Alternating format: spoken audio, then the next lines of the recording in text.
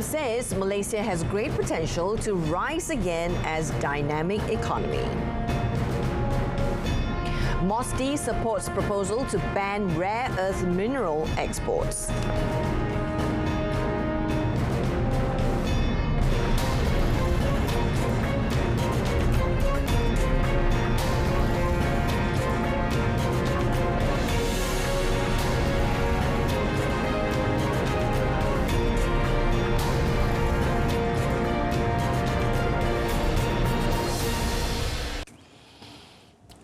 Good afternoon and Salam Malaysia Madani. Thanks for joining us. I'm Jessica Lee and you're watching Updates at Noon.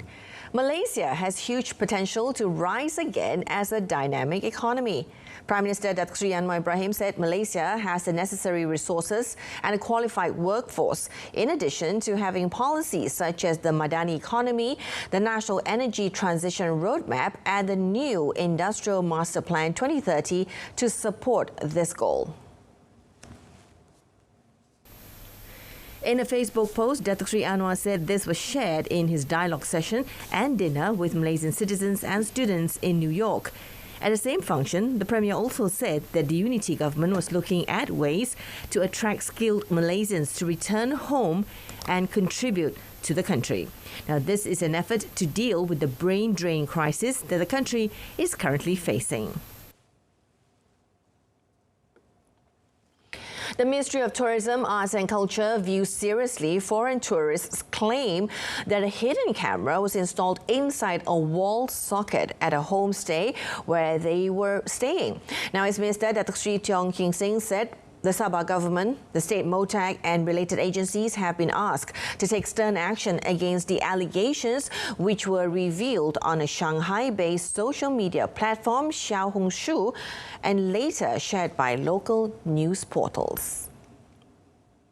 In a Facebook post today, Datuk Seri Tiong said stern and appropriate punishment should be imposed on any party found guilty because this kind of reprehensible act not only violates the laws but also affects the image of the country's tourism industry.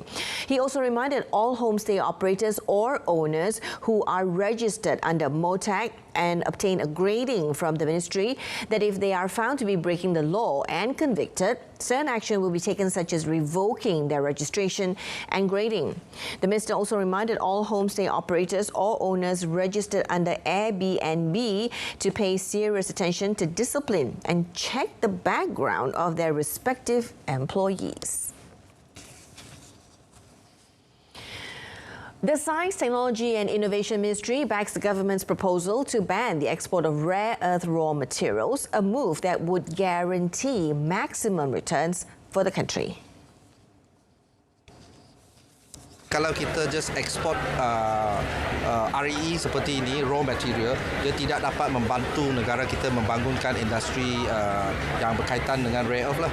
Dan untuk kita value add, kita perlu membangunkan industri hiliran downstream. So sekiranya kita nak membangunkan downstream kita tidak boleh membenarkan ekspor raw material keluar. He said this policy of banning the export of rare earth raw materials was also carried out in other countries such as Indonesia. Prime Minister Datuk Seri Anwar Ibrahim previously said the government would draft a new national minerals policy to drive comprehensive development of the mineral industry based on the principles of sustainability and responsibility. Local Government Development Minister Gan Khaw Ming says he will propose to the state government to include the Mooncake Festival celebration in the official calendar of Visit Perak Year 2024. Now, through the festival, there would be various cultural performances of the Chinese community that would be highlighted to the public.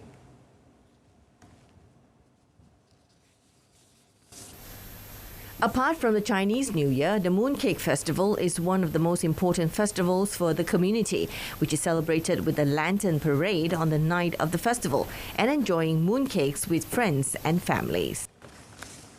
Ipoh kini menjadi satu bandar yang istimewa di mana kita ada gerbang malam yang mewakili masyarakat Melayu, kita ada The Little India yang mewakili masyarakat India dan kita ada gerbang Palo yang mewakili masyarakat Tionghoa. Apabila Melayu, Cina, India bersatu, we are stronger together.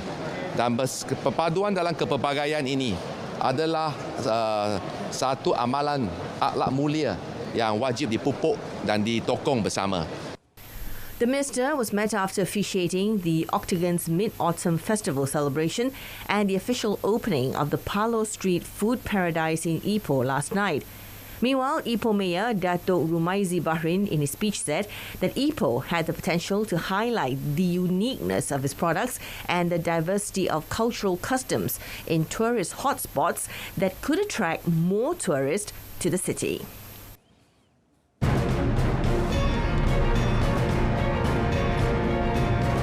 Coming up in our foreign segment, at least 34 killed in Benin fuel depot fire.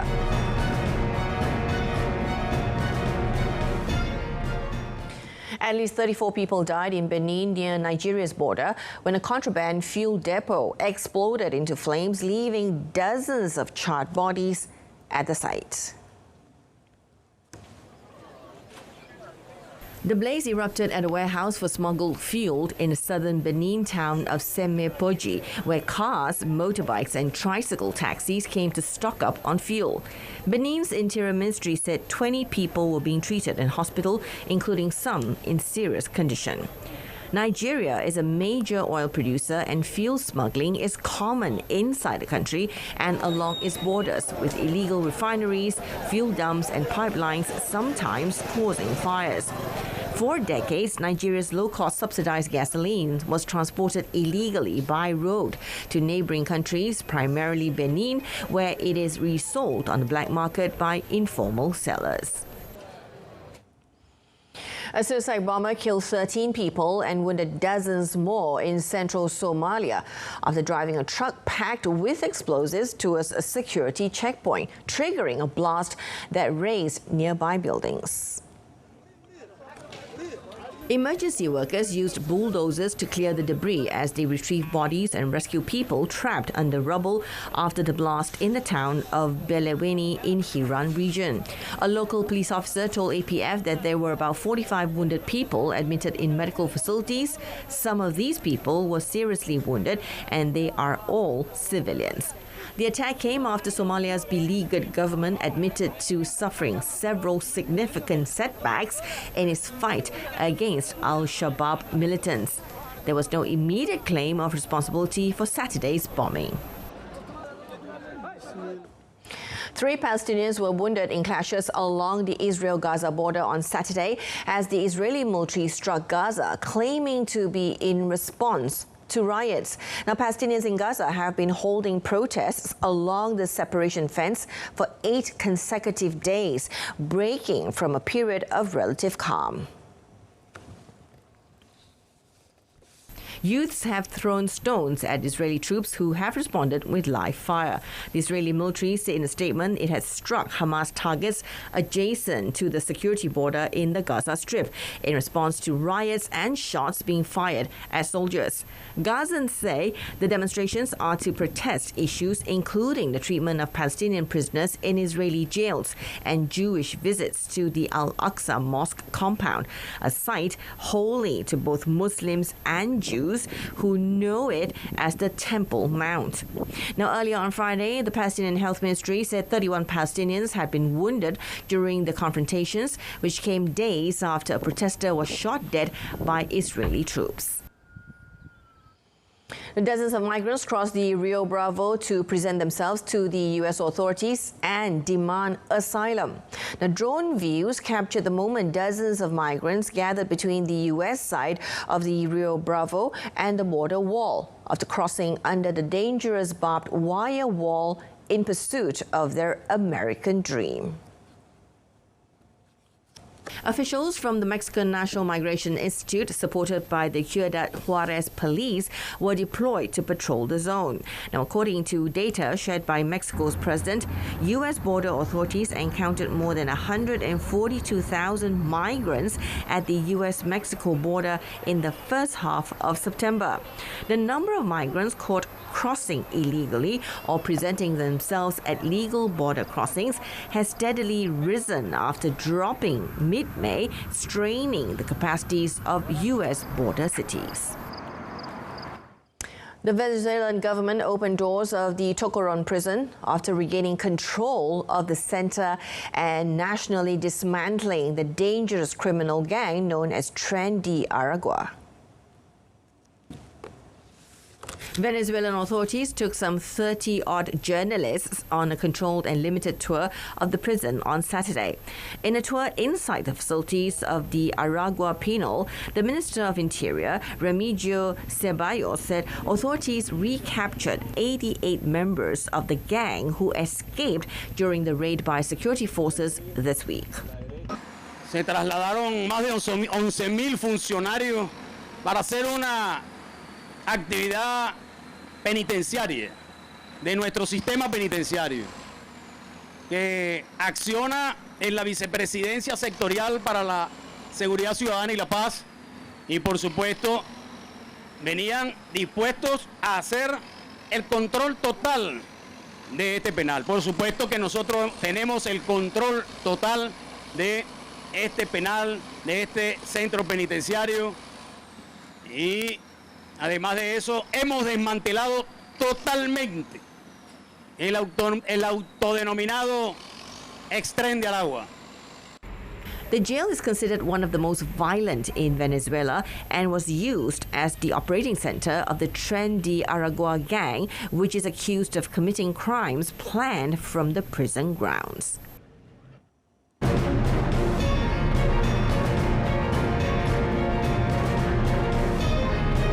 Among our sports stories, JDT into Malaysia Cup semi-finals after defeating Negeri Sembilan FC.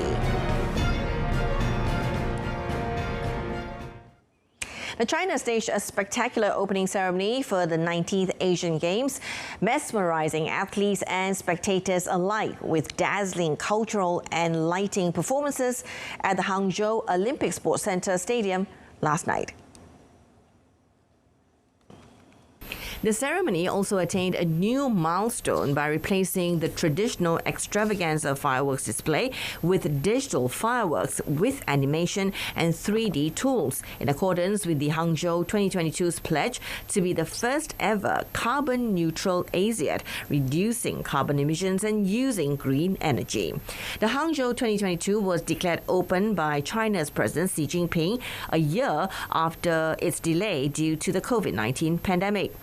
China amazed the spectators with energetical performances themed Tide Rising in Asia, featuring the iconic Qiangtang River and green mountains, significant to the host city.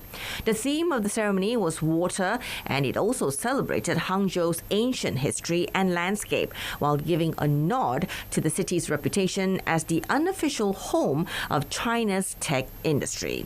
A digital torchbearer strode into the stadium and was projected onto a large screen behind the game's cauldron at the climax. More than 12,000 competitors from 45 nations and territories will battle it out in 40 sports. Johor Darul Takzim, or JDT, lived up to their top billing by beating Negeri Sembilan 4-1 in their Malaysia Cup second leg quarterfinal at the Sultan Ibrahim Stadium last night to book their slot in the semi-finals. Now, JDT, who lost 0-1 to Japan's Kawasaki Frontale in an AFC Champions League match on Tuesday, took out their frustration on Negeri Sembilan, who were unfortunately on the receiving end. Lepas dua pemain sebelah kanan. Brazilian Bergson Gustavo Silveira da Silva opened accounts for JDT as early as the 6th minute and added his second of the night to stretch JDT's advantage 5 minutes later, while Juan Muniz Gallo made it 3-0 in the 29th minute. Bergson da Silva had several opportunities to complete his hat-trick, but failed, and that allowed Negeri Sembilan to pull a goal back through defender Mohammad Zamri Bin Ramli's powerful strike in the 39th minute. Now, JDT seemed to have taken their foot off the pedal in the second half because the pace of the match seemingly dropped significantly compared to the first half. However, Fernando Martin Forestry, who joined the squad after recovering from an injury, showed that he has still not lost his killer touch when he struck JDT's fourth goal well into injury time after 90 minutes of regulation play had ended. Meanwhile, JDT manager Esteban Solari admitted that greater challenges await them in the semi-finals and further. He said both Perak FC and Sabah FC have abilities and gameplays that are hard to expect due to their squads running deep with many high-quality players. Now, Sabah and Perak are scheduled to meet in the quarter-final clash tomorrow at 9 p.m. and the winner will face JDT on the 20th of October for the first leg and the 3rd of November for the second. The ball is in either side's field right now as the two teams head to Perak Stadium with a 2-2 aggregate. Both teams are good teams. I think Perak showed already that it's a tough team. Sabah is a team with a lot of good players quality. When you go there, it's very difficult. I think it will be tough in any case, so we have to be prepared for this semi-final. But let's see, they still have to play. We still have important games before the semi-final, like PDRM and after Patung. So we are fully focused on that. And whoever we have to play, we will give our best in that time. Real Madrid's forward Vinicius Jr. was included on Saturday in the squad to face Atletico Madrid in the highly anticipated La Liga derby. Now, the Brazilian dribbler sustained an injury to his right femoral bicep against Celta de Vigo, and the medical team expected his full recovery would take 6 weeks. But just 1 month later, Real Madrid coach Carlo Ancelotti has included the player on the list to face Diego Simeone's side.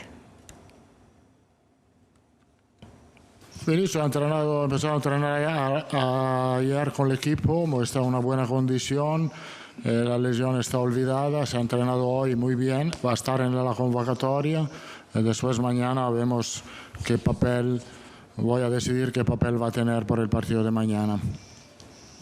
No está Carvajal, que le falta algo todavía para estar 100%. La Liga's top scorer, Jude Bellingham, has recovered from a stomach problem and is match fit for Sunday's game. Real Madrid lead the Spanish league with a perfect record of 5 victories in 5 games.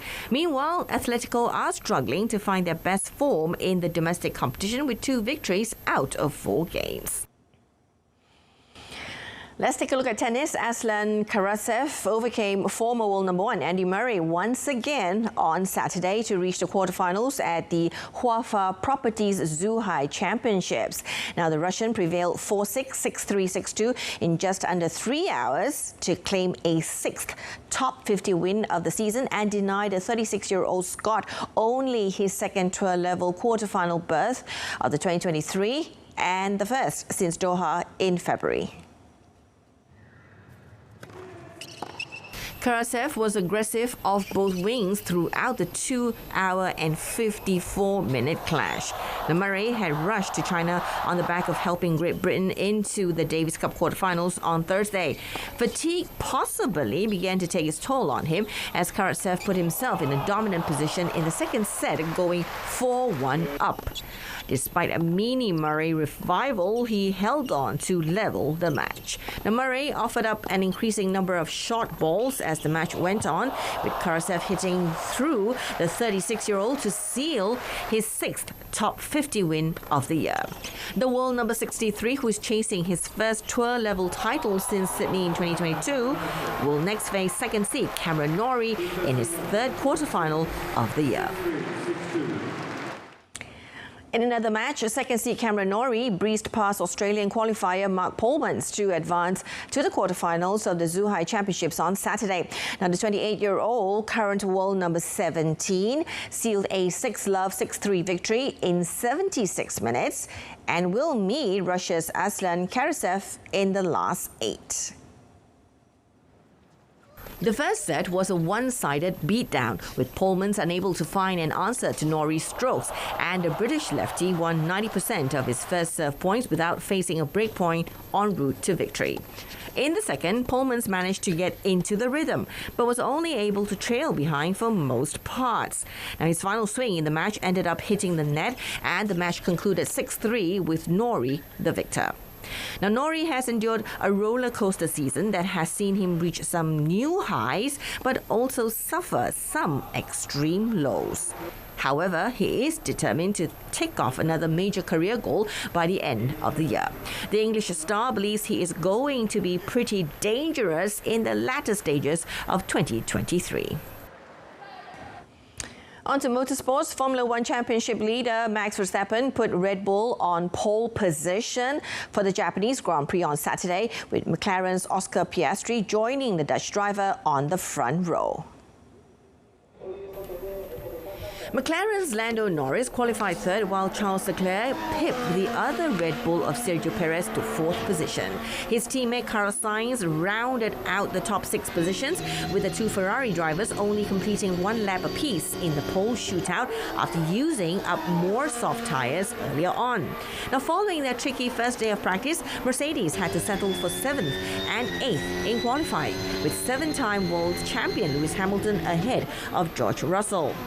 Mexican Sergio Perez, Verstappen's closest title rival and teammate, but a massive 151 points adrift after 15 of 22 rounds, qualified 5th. Red Bull, whose run of 15 wins in a row ended in Singapore last weekend, and are set to retain their constructors' title on Sunday, but Verstappen will have to wait until at last the next race in Qatar to seal his third championship. In MotoGP news, Pramac Racing's Jorge Martin won Saturday's sprint race at the inaugural Indian Grand Prix ahead of Ducati's championship leader Francesco Bagnaia after pole sitter Marco Bezzecchi crashed on the first turn at the Bud International Circuit. The sprint was delayed due to wet conditions following a spell of torrential rain earlier in the day. Apart from a few damp patches on the track, dry conditions greeted the riders with sun low on the horizon. Now, VR46 Racing's Bezzecchi had not put a foot wrong to claim his third pole of the season, but following a poor start, he crashed on the first corner when he was clipped by his teammate Luca Marini. Despite the big hit, Bezzecchi was able to continue as he began making his way back through the field. Martin started second on the grid, but he had a perfect launch to take the lead going into the first corner ahead of Bagnaia and the two Hondas of Marc Marquez and Joan Mir. Now, from the lazy Olympics to professional wrestlers wrestling on board Bullet Train, we bring you the weekly roundup of offbeat stories from the world around us.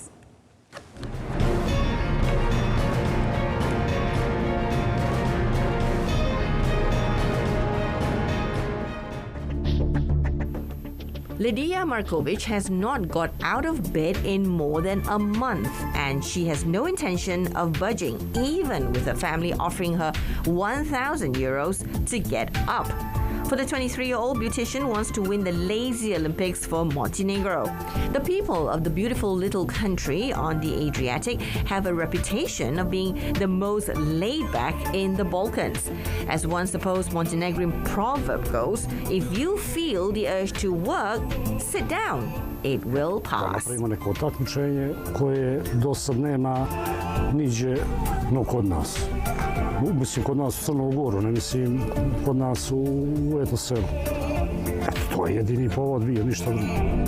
But being this idle takes iron will. Now, standing and sitting results in immediate disqualification, but competitors are allowed to use mobile phones, read books, and receive visitors. 17 laggards from across Europe could not take the pace and dropped out, leaving 3 Montenegrins and a Serb. Pa ja sam ovdje već 800 sati, 34. dan i eto bit ću kratka. Mislim da ustanem kad mi dosadi, ja to stvarno ne znam kad će da se desi.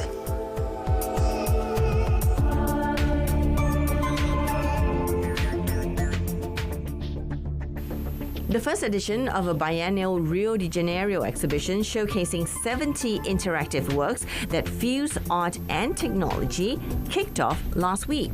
Named Nova Biennial Rio or New Rio Biennial, it contained works such as a machine that shaped social relationships, like springs to explain quantum physics, or robots with tentacles that react to human movements. It's a participatory installation where your face is captured and a double avatar is created for avatar then joins other previously captured avatars in a series of narrative which takes place here in the simulation. Housed in the Museum of Tomorrow, New Rio Biennial aims to engage the public with unique experiences such as augmented reality, virtual reality, artificial intelligence works, machine learning, animations, game art, and videos. So this is Quantum Jungle. This is my interactive art installation that consists of 720 metal springs that are all touch sensitive. In this installation, I visualize quantum particles, how they move, and so when you touch these springs, you're actually creating a quantum particle, and it starts in this blue area where you touch, and it then uses Schrödinger's equation to model the movement of the particles. The event will run to the 29th of October and contains a program celebrating the diversity and innovation of art and technology. And still in Brazil, 3 giant-sized fried eggs dotted around Sao Paulo, warning against global warming and climate change, just as the country's largest city is bracing for a new heat wave that could see temperatures reach a seasonal record in the coming days. The art accident sculptures, inspired by the trick of letting eggs cook in strong sunlight, is a pop-up 3D art installation from the Dutch artist Henk Hofstra that seeks to raise awareness regarding the climate crisis. Olha, achei muito legal. Você vem caminhando na rua e a estética chama bastante atenção. E aí quando você para refletir sobre esse tema do aquecimento, que é um tema na pauta hoje, né, no mundo todo, deixa a gente realmente pensativo, né? E cobra da gente mais responsabilidade nas nossas atitudes. The exhibition is part of a festival promoting sustainability through art that takes place in 5 cities in Brazil. Eu acho que reforça muito essa comunicação que a virada traz, principalmente sobre as questões das mudanças climáticas. Temperatures are forecast to peak around 37 degrees Celsius in the next few days in Sao Paulo, which is emerging from winter in the southern hemisphere. Japanese pro wrestlers traded the ring for the Shinkansen as they battle on board one of Japan's super-fast bullet trains. Tokyo-based DDT Pro Wrestling organized a match with the group renting out an entire car on the train operated by Central Japan Railway, or JR Central. Minoru Suzuki and Sanshiro Tagaki, both established pro wrestlers, brawled in the aisles with chokeholds and flipped bodies as delighted passengers cheered and took cell phone videos. Now, JR Central said there were 75 passengers on board the train car going from Tokyo to Nagoya, with tickets having sold out within 30 minutes of going on sale.